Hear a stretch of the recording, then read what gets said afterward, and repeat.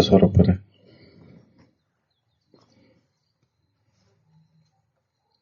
ಇಲ್ಲಿವರೆಗೂ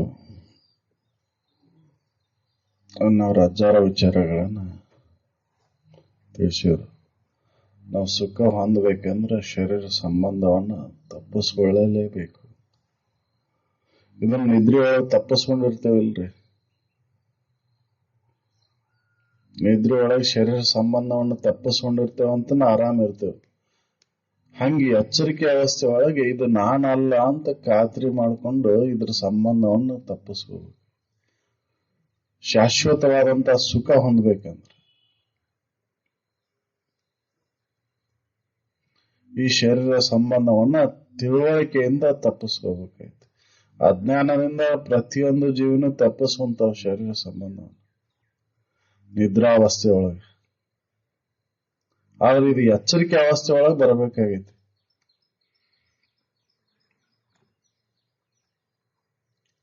ತಿಳುವಳಿಕೆಯಿಂದ ಬರಬೇಕಾಗೈತಿ.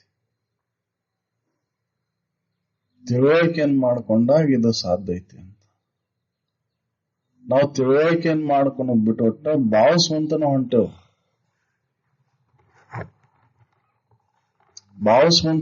ಸುಖವನ್ನ ಭಾವಿಸುವಂತ ಹೊಂಟೇವು.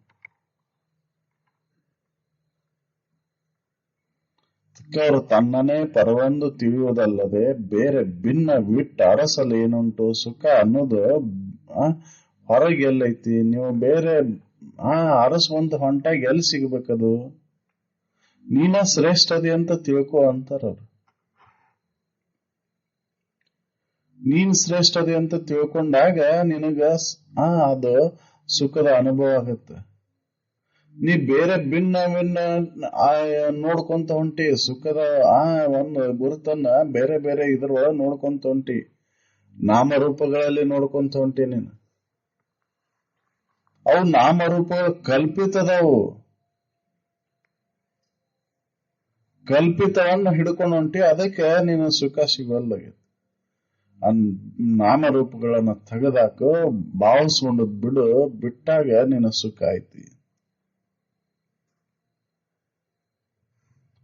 ನಾವು ಏನ್ ಮಾಡತ್ತೀವಿ? ಬೇರೆ ಬೇರೆ ಹಂಗ ನೋಡ್ಕೊಂತಾನೆ ಹೊಂಟೇವ್. ನನಗೆ ಅನ್ಯವಾಗಿನ ನೋಡ್ಕೊಂತ ಹೊಂಟೇವ್. ನನ್ನನ್ನ ನಾ ತಿಳಿವಲ್ಲೇವ್ ನಾವು.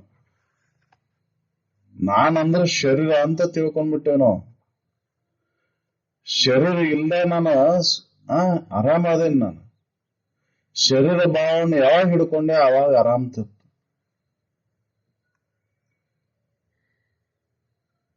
ಶರೀರ ಭಾವ ಬಂದಾಗ ದುಃಖ ಚಾಲು ಆಯ್ತು. ಆರಾಮ ಯಾವಾಗಿಲ್ಲಂಗ ಆಯ್ತು ಶರೀರ ಭಾವ ಬಂದಾಗ. ಆ ಶರೀರ ಭಾವವನ್ನು ಕಳ್ಕೋ ವಿಚಾರದಿಂದ ತೆಗೆದಾಕ. ಈ ಸಂಬಂಧವನ್ನು ಕಳ್ಕೋ. ಭಿನ್ನ ಭಿನ್ನವಾಗಿ ನೀನು ಭಾವಿಸುವನ್ನು ಹೊಂಟಿಯಲ್ಲ, ಆ ಭಾವನೆಗಳನ್ನು ಕಳ್ಕೋ ಅಂತ ವಿಚಾರದಿಂದ ನಾಶ ಮಾಡ್ಕೋ. ಏನು ಸಿಗುವುದಿಲ್ಲ. ನೀನು ಭಾವಿಸುವಂತ ಹೊಂಡ ಸಿಗುವುದಿಲ್ಲ. ನೀನು ಬೇಕಾಗಿದ್ದು ಸಿಗುವುದಿಲ್ಲ. ಬೇಕಾಗಿದ್ದು ಏನೈತಿ? ಶಾಶ್ವತವಾದಂತ ಸುಖ. ಆದ್ರೆ ಭಾವನೆಗಳಿಗೆ ಅನುಸಾರವಾಗಿ ಅದು ಸುಖ ಇಲ್ಲ. ನಿನ್ನ ತಿಳುವಳಿಕೆಯನ್ನ ನೀ ಮಾಡ್ಕೋ. ನೀನ ಪರ ಅಂತ ತಿಳ್ಕೋ. ಇದನ್ನ ತಿಳ್ಕೊಳ್ಳ ನೀ ಎಷ್ಟು ಭಾವನೆಗಳನ್ನು ಮಾಡಿಕೊಂಡ್ರು ಕೂಡ, ಹೊರಗೆ ನೀನು ಗಣ್ಯವಾಗಿ ಭಾವನೆಗಳನ್ನು ಮಾಡಿಕೊಂಡ್ರು ಕೂಡ ನೀನು ಸಿಗುವುದಿಲ್ಲ ಅಂತ. ಬೇರೆ ಬೇರೆ ಭಾವಿಸಿ ಬ್ರಹ್ಮಜ್ಞಾನ ಒಂದಿಲ್ಲದ ಅವನಿಗೆ ಇರದಯ್ಯ ಸುಖ ಇರದಯ್ಯ. ತಾನೇನದೀನೆನ್ನೋದು ತಿಳ್ಕೊಂಡಿಲ್ಲ. ಬೇರೆ ಬೇರೆ ಭಾವಿಸುವಂತನ ಹೊಂಟೇವ್. ಹಂಗೆ ನಾವು ಅಡ್ರೆಸ್ ಗೊತ್ತಿಲ್ಲ ಪತ್ರ ಬರಾಕತ್ತೇವ್. ನಾವು ಅಡ್ರೆಸ್ ಗೊತ್ತಿಲ್ಲ ಪತ್ರ ಬರಾಕತ್ತೇವ್. ಆದ್ರೆ ಯಾವಾಗ ಮುಟ್ಬೇಕದು? ಮುಟ್ತೈತಿ ಅನ್ನೋದು ಅಡ್ರೆಸ್ ಬರ್ದಾಗ ನಾವು ಬರೆದಂತ ಪತ್ರ ಅಲ್ಲಿಗೆ ತಲುಪ್ತೈತಿ. ಹಂಗ ನಮಗ್ ತಿಳುವಳಿಕೆನೇ ಇಲ್ಲ. ಅವರು ದೇವ್ರಂದ್ರೆ ಯಾವ್ದು ಅನ್ನೋದು ತಿಳುವಳಿಕೆನೇ ಇಲ್ಲ. ಆದ್ರೂ ಕೂಡ ಅದನ್ನ ಹೊರಗೆ ನೋಡಾಕತ್ತೇನೆ. ಅಲ್ಲದನ ಇಲ್ಲದನ ಅಂತ ಭಾವಿಸೋಣ.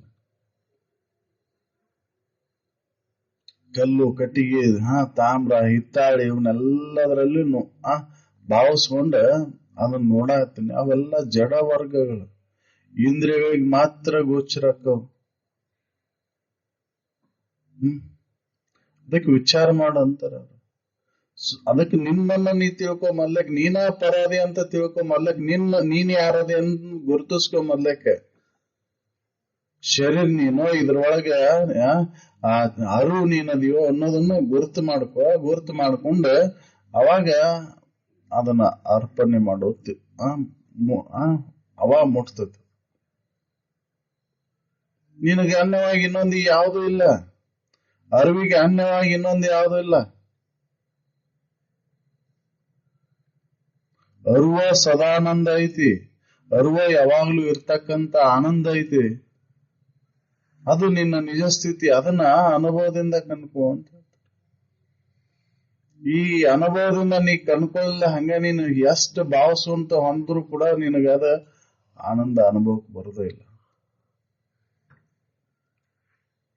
ನಾವೆಲ್ಲ ಮಾಡೋದು ಏನ್ ಮಾಡ್ತೇವೆ? ಶರೀರ ಸಂಬಂಧಿಗಳಾಗಿ ಮಾಡ್ತೇವೆ ನಾವು.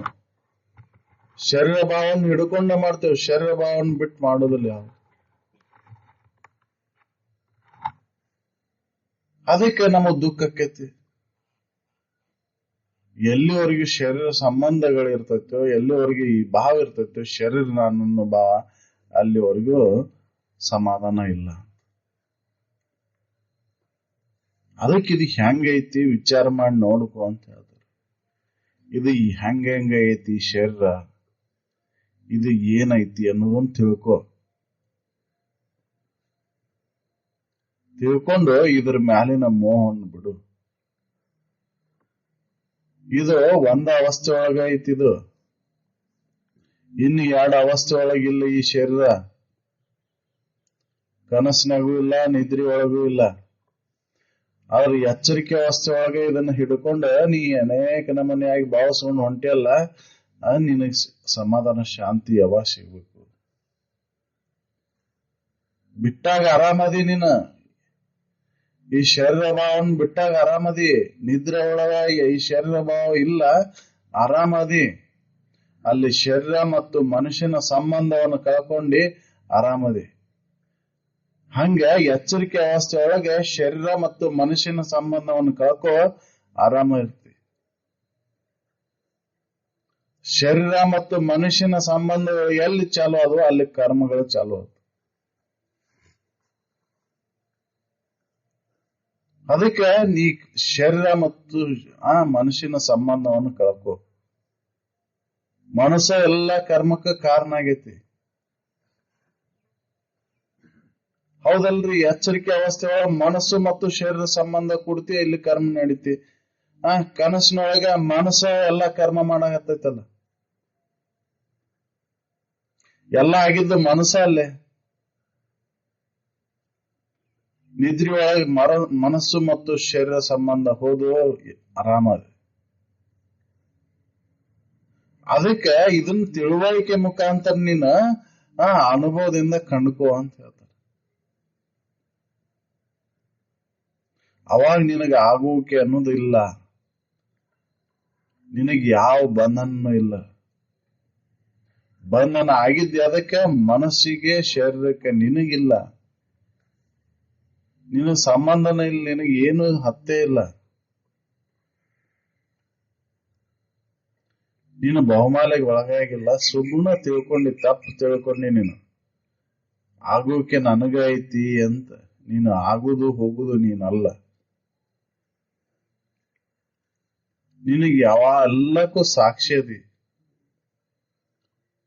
ಉಪಾಧಿಗೆ ಸಂಬಂಧಪಟ್ಟೈತದ, ಆಗುದು ಹೋಗುದು ಉಪಾಧಿಗೆ ಸಂಬಂಧಪಟ್ಟೈತಿ, ನಿನಗ್ ಸಂಬಂಧ ಇಲ್ಲ.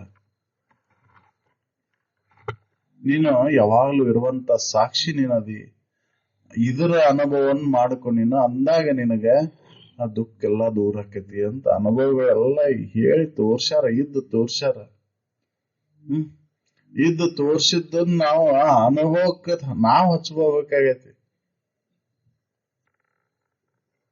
ನಾವು ಅನುಭವಕ್ಕೆ ನಾವು ತಗೊಳ್ಳಿಲ್ಲ ಅಂದ್ರ ಮತ್ತೆ ಏನ್ ಮಾಡ್ದಂಗತ್ತೆ, ವ್ಯರ್ಥ. ನಾವು ಅದನ್ನ ಅನುಭವದಿಂದ ನಾವು ನೋಡ್ಕೋಬೇಕಲ್ಲ.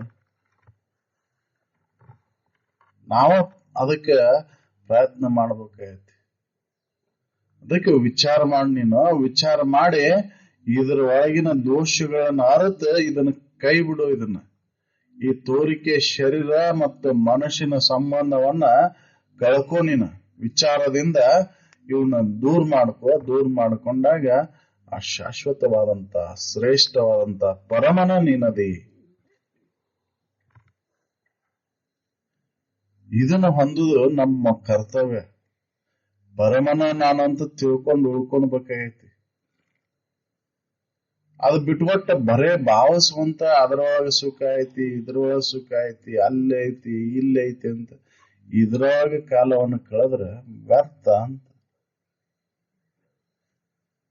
ವ್ಯರ್ಥ ಸಮಯ ಹೋಗ್ತೈತಿ. ಮತ್ತೆ ಇಂಥ ಜನ್ಮ ಸಿಗ್ತೈತೋ ಇಲ್ಲ ಗ್ಯಾರಂಟಿ ಇಲ್ಲ. ಅದಕ್ಕೆ ಈಗ ಪ್ರಯತ್ನ ಮಾಡು. ಇದನ್ನು ಹೊಂದು ಸಲುವಾಗಿ ಪ್ರಯತ್ನ ಮಾಡು. ಆವಾಗ ಮುಂದ ಮತ್ತ ಮನುಷ್ಯ ಜನ್ಮ ಆದ್ರೂ ಬರ್ತೈತಿ. ಅಭ್ಯಾಸ ಎಲ್ಲಿಗೆ ನಿಂತಿರ್ತೈತಿ ಮತ್ತ ಅಲ್ಲಿಂದ ಮುಂದುವರಿತೈತಿ. ಇದು ಬಿಟ್ಕೊಟ್ಟ ಈಗ ಪ್ರಯತ್ನನ ಮಾಡ್ಲಿಲ್ಲ ಅಂದ್ರ ಮುಂದ ಮನುಷ್ಯ ಶರೀರ ಬರ್ತೈತಿ ಅನ್ನೋ ಗ್ಯಾರಂಟಿ ಇಲ್ಲ. ಉಪಾಧಿ ಬೇಕು. ಇದನ್ನ ಹೊಂದಾಕ ಉಪಾಧಿಗಳ ಬೇಕು. ಪ್ರಕಟ ಆಗಕ ಉಪಾಧಿಗಳ ಬೇಕು. ವಿದ್ಯುತ್ ಐತಿ, ಆದ್ರ ಪ್ರಕಟ ಆಗಕ ಬಲ್ಬ್ ಬೇಕು, ಮೈಕರ ಬೇಕು, ಮಿಕ್ಸರ್ ಬೇಕು, ಇವೆಲ್ಲ ಬೇಕಲ್ಲ. ಹಂಗ ನನ್ನ ನಿಜವನ್ನ ಅರಿಯ ಸಲುವಾಗಿ ಮನುಷ್ಯ ಶರೀರ ಬೇಕು. ಮನುಷ್ಯ ಶರೀರದ ಹೊರತಾಗಿ ಇನ್ನೊಂದು ಯಾವ ಶರೀರದಾಗ ಬಂದ್ರೂ ಅದನ್ನ ತಿಳ್ಕೊಳಕ್ ಆಗೋದಿಲ್ಲ. ನಾನ ಚೈತನ್ಯ ಅದೇನೆ, ನನಗನ್ಯವಾಗಿ ಇನ್ನೊಂದು ಯಾವುದೂ ಇಲ್ಲ ಅನ್ನೋದನ್ನ ಖಾತ್ರಿ ಮಾಡ್ಕೊಳಕ್ ಈ ಶರೀರ ಬೇಕು.